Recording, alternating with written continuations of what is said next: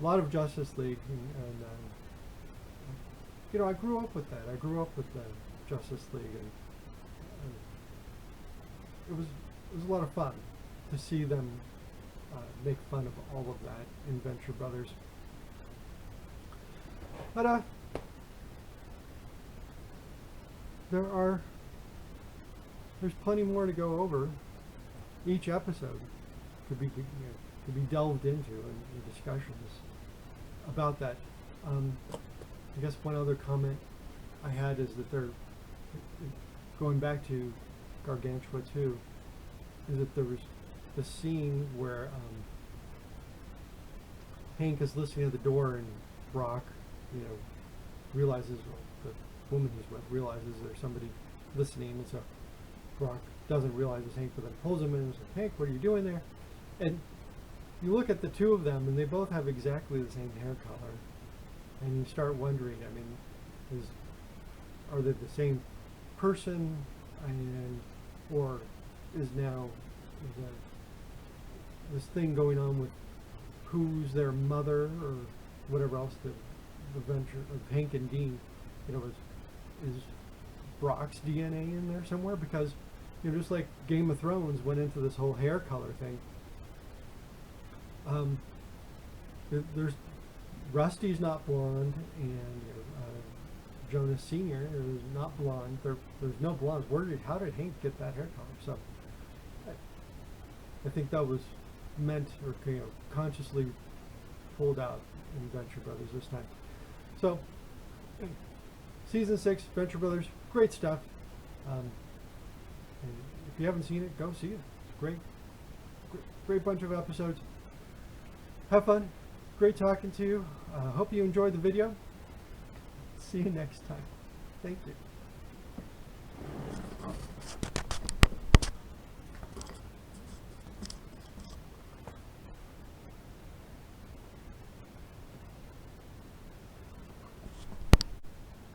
Hello everybody, this is John Benson. Got a little different setup today. Got a new camera, so we'll try that out and see how it goes.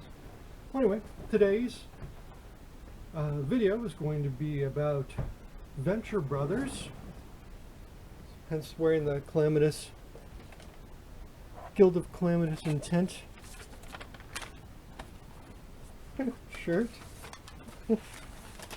And we'll be talking about Venture Brothers Season 6. Wonderful season, as they all are. Lots of noises. Could be entertaining, who knows?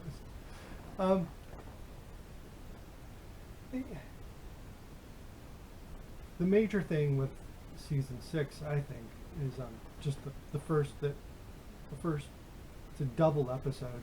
All this in Gargantua 2. It's fantastic. It's a fantastic episode, being a double episode, but not just because it's a double episode.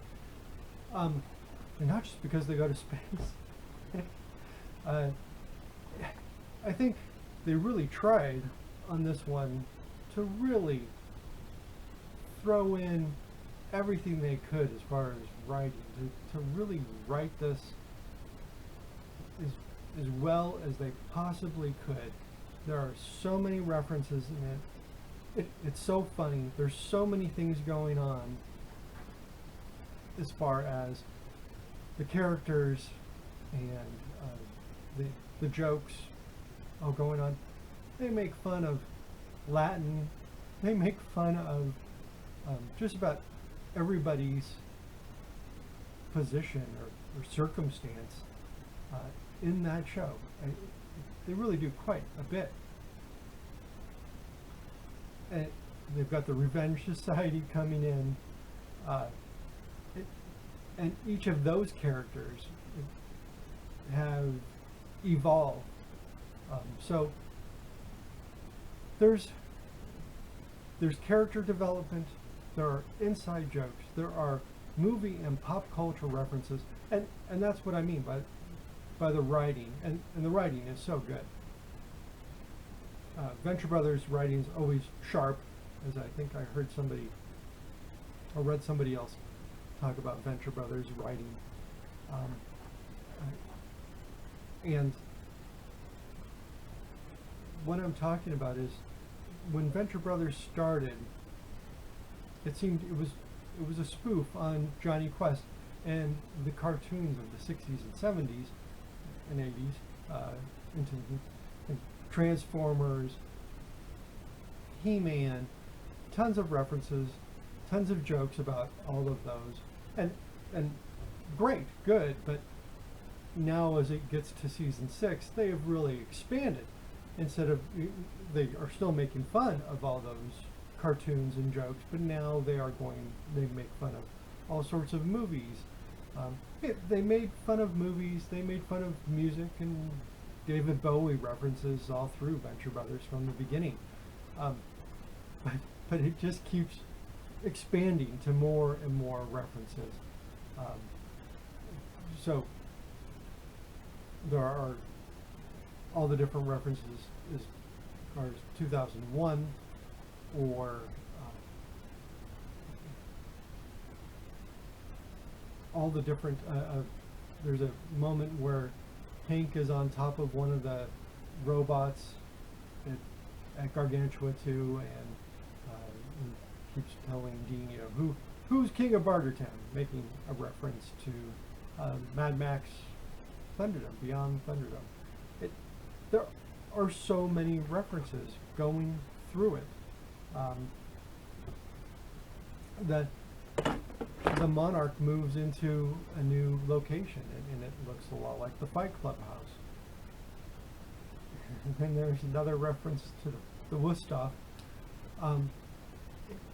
They just keep making all these different references. There are so many references and jokes in Venture Brothers that I don't get them all. I have watched it many times, and when I watch it again, I'm like, oh, and sometimes I pick up a new reference, sometimes I don't. Most time I'm happy to remember the ones that I got last time.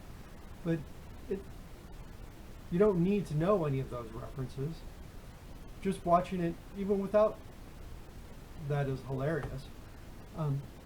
Because some references are more upfront, joking, and some are more vague.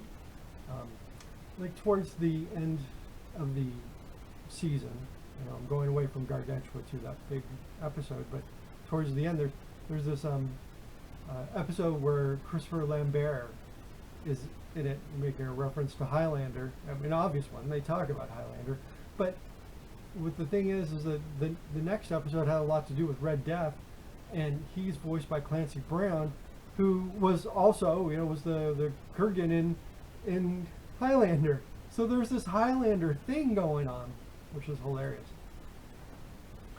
And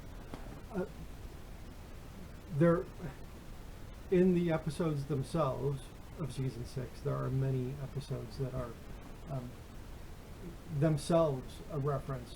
There's one episode where there's a lot of narration in it, and they tell a story, and they go back. They start one place and they go back, which happens a lot in movies or whatever, different stories, but it is very much like a Goodfellas type reference. There's all sorts of references going on. There's Wide Whale comes in season 6, and he's very much a mafia type character, so there's references going on with him. Whatever else, but it's all in humor and joking around. More to it than that is JJ. Rusty's brother dies in Gargantua, the end of Gargantua 2 episode, and so then Rusty inherits the corporation that JJ built into a major, wealthy corporation, and we see it, and as a viewer, I'm sitting there wondering how Dr. Venture, how Rusty is going to ruin it. And right away he fires people, and right away, all these things happen, which starts tanking everything, and you wonder if it's going that way or not. It seems to be the same things going on over again.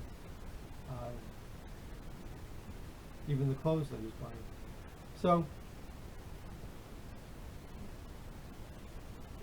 there's this ongoing thing going on in Venture Brothers, which is about failing, about, and that's kind of humorous. It goes towards the comedy, which is, oh, let's see how bad he messes this up, or you just can't ever really do anything right. Whenever Rusty or Dr. does something right or works out right at the end, it really had nothing to do with him. It was luck. It was somebody else coming in and fixing it, or whatever else. It was rarely, or it doesn't, it's not Rusty doing it. Brock does a lot. Brock saves Venture, Dr. Venture and the boys all the time, or the OSI, or whatever it is. But now there are these other people coming in to it in season 6. There's this new group of good guys, and so more and more, or starting really with season 6. Shouldn't say that. This concept of who's really a good guy and who's really a bad guy, and you don't really know, or the people don't know, or it doesn't seem to matter a whole lot, because they do the same sorts of things. And Dean certainly seems to get upset about that and tries to move away from the whole situation, that whole world. But Dean has tried to move away from that world, but the more he moves away from that world, the tougher time he has. Like, it's more difficult dealing with the real world than it is dealing with this fake world of costumed aggression. That's the world where things make sense, where, where bad guys are bad guys, good guys are good guys, and things work out.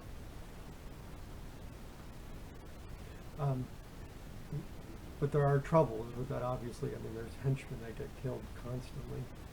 So it's not all good or bad. It just seems like, as far as emotionally or mentally, it's a lot easier to deal with the costume world than it is the real world. And then now with these new Crusaders, there's this more of a discussion, I guess, about what's real, what's fake. Are these people all fake? Are they real? What's going on as far as the good guys and the bad guys? Well, there are tons more things going on in season 6 of Venture Brothers. So many fun, crazy things. Andy Warhol references. The Temple of the Doom, or the Justice League